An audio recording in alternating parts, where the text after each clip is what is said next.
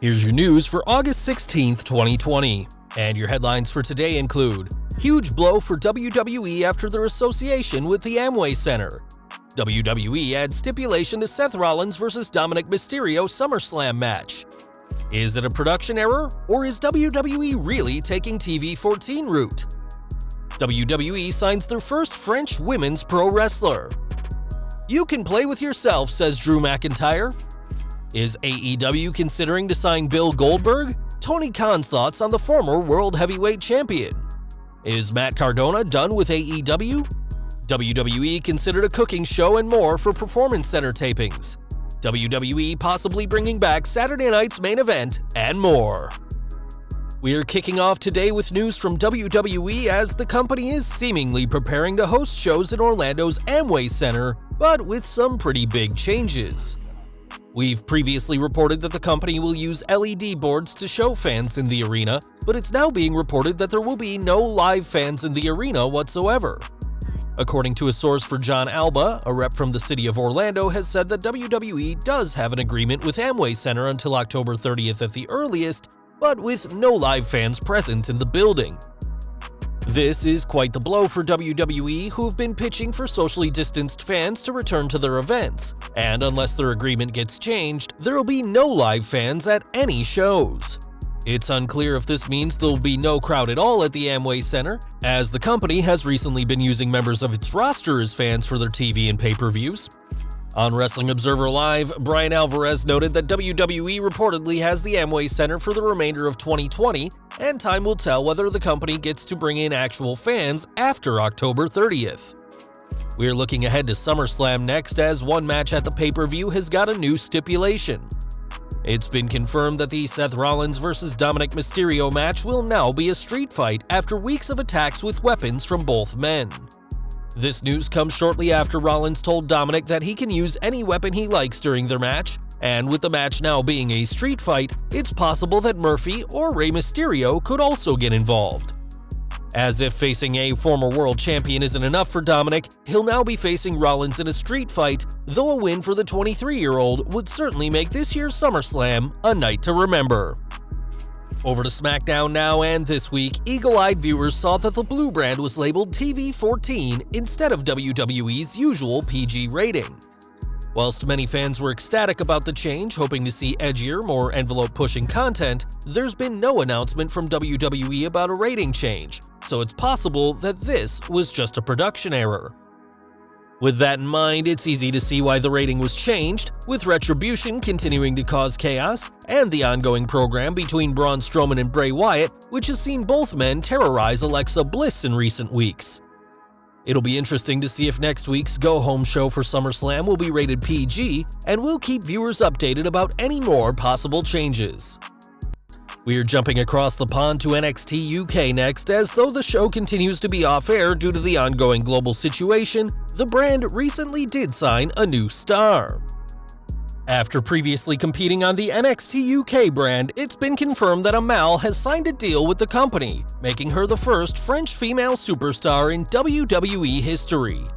Hopefully this is a sign that WWE is preparing to bring NXT UK back, since they're inking deals for new superstars, but for now, we'll have to wait and see how the French woman does in NXT UK.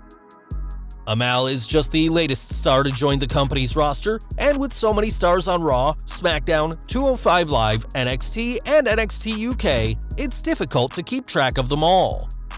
It is now being reported by Fightful that some SmackDown superstars have seen what's being described as a depth chart, and it lists superstars' priority on the roster.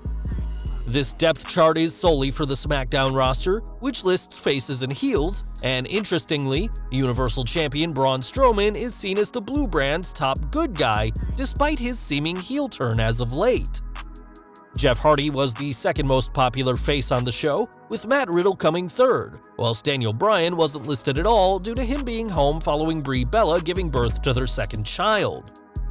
Big E wasn't listed either, which is interesting considering the push the company has been giving him as of late, and with reported plans to turn Bray Wyatt face and keep him as a badass character destroying anyone in his path, he too could soon be joining Braun, Hardy, and Riddle on the list.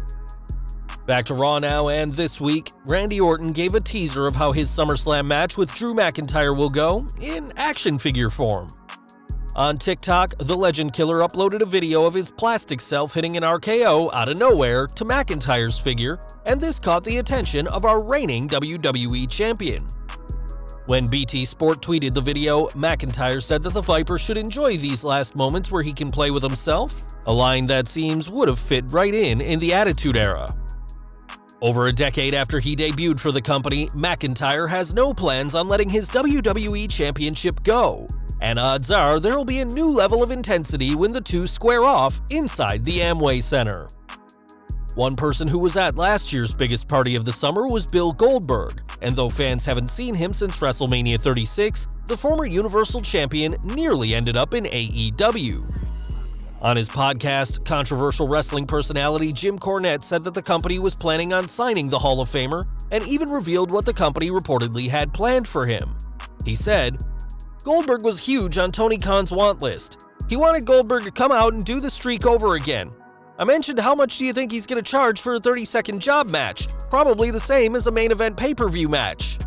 This isn't the first time that Goldberg and AEW have come up in the same sentence, as back in January 2019, Tony Khan spoke about the legend on X-Pac's 1-2-360 podcast, saying, "I've spent some time with Bill. I really like Bill a lot, and he's one of the greatest drawing cards ever in the wrestling business. He's a huge star, a household name, and yeah, if the situation was right, obviously. I haven't agreed to anything with Bill or anything, but I like Bill a lot." It was reported in May 2019 that WWE signed Goldberg to a brand new deal to keep him from AEW, and though we don't know just how long this new contract is for, it's expected to be one of the company's 3 to 5 year deals that they were offering many superstars at the time. Whilst it looks like fans won't be seeing the former Universal Champion anywhere but WWE for the time being, where would you like to see Goldberg go? Would you want to see him in AEW? And if so, who should he face from AEW's roster? Leave your views in the comments below. One person who certainly is in AEW is Matt Cardona, and this week, the former Zack Ryder made it clear why he's there, or rather, why he's not. Speaking to Wrestling Inc., Cardona addressed his limited contract that he has with the company and explained that he's there for the long haul, not just to get another piece of merch to sell. He said, "Yeah, so I only have a couple of dates signed. But I didn't go there just to get a new t-shirt, you know? I'm there for the long haul. That's the goal, that's the plan, to show the world what I can do. To win some championships, have some fun, and it's a great environment there."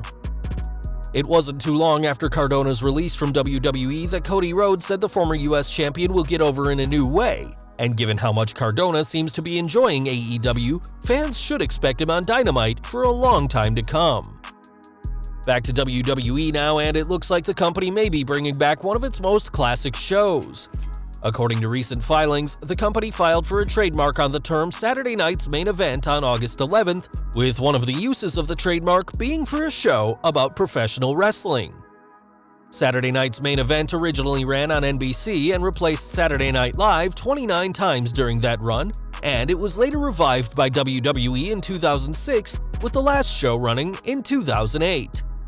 It'd be interesting to see how a 2020 version of Saturday Night's Main Event would go, and with the company moving to the Amway Center, it's clear that the company has some big plans for the future. And we're ending today with news from the WWE's Performance Center. As though the company doesn't plan on hosting the wrestling shows there much longer, there are other uses for the venue. Former WWE creative team member Chris DeJoseph recently spoke to Pro Torch Wrestling about the center and said that originally, they weren't sure if the superstars would even be allowed to wrestle there. He added, "They asked all of us to run down a list of outside-the-box ideas of things that we could do. It was a huge compiled list. It was everything from have a big fight in the office to a cooking segment if we have to. Clearly, none of those ideas came to light, as WWE was allowed to have wrestlers compete in the Performance Center, though it's no secret that Renee Young is an avid cook, and in addition to her cookbook coming out soon, she's been pulling for a WWE cooking show for years. Perhaps one day the Canadian commentator will get her own cooking show in the Performance Center, but for now, the company's focus is once again hosting wrestling events outside the Performance Center. Please also check out our top 10 video, 10 Shocking WWE Surprises Planned for 2020. If you enjoyed this video, please subscribe to our channel and turn on all notifications so that you don't miss out on any updates we post on our channel.